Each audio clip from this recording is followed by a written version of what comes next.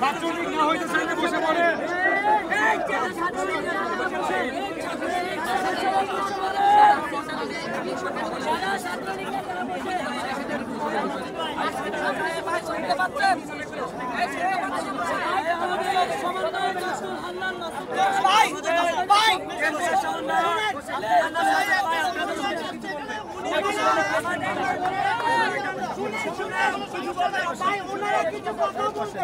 কথা বলবে আপনার একটু বসেন, না বসে কথা বলার কোনো সুযোগ নেই।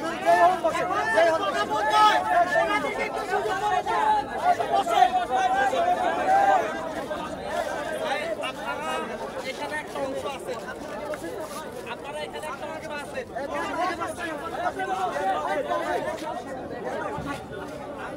এই আন্দোলনের একটা অংশ আছেন এখানে। এখন কথা হচ্ছে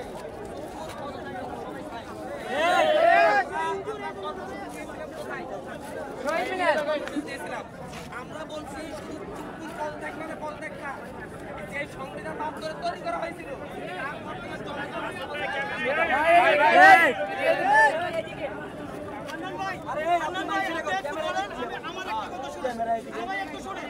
এই রাষ্ট্রপতি সে জানে যে আপনাদের ছাত্র বৈষম্য আন্দোলন আপনাদের একটা শক্তি ছিল, জনসাধারণের একটা শক্তি ছিল, সেই শক্তি দিয়ে ফ্যাসিস্ট হাসিনাকে এই দেশ ত্যাগ করানো হয়েছে।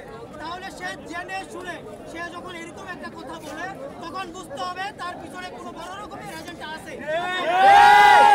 শুধু এটা জানতে চাই না যে রাষ্ট্রপতি চুপ হবে, অপসারণ হবে, শুধু এটা না, এর পিছনে যে মূল এজেন্ডা আছে, যে এজেন্ডার শক্তিতে এই চুপ্পু এত বড় সাহস করেছে এবং গত 20 দিনে সে একটার পর একটা বিভিন্ন রকমের উপায় তৈরি করেছে দেশে অরাজকতা তৈরি করার জন্য।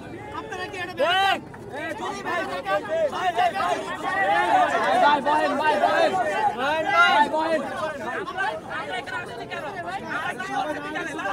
তাহলে জয়ের কথা কি জানার না পদত্যাগ করে নাই?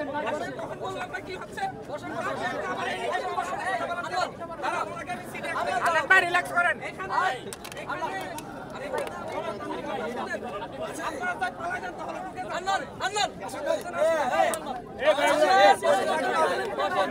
ভাই সবাই বসেন, সবাই বসেন।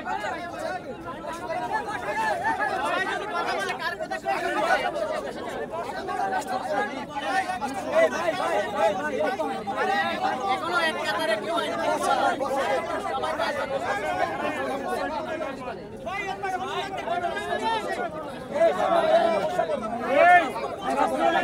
ছাত্রলীগ না হইতে চাইলে বসেন, ছাত্রলীগ না হইতে চাইলে বসেন।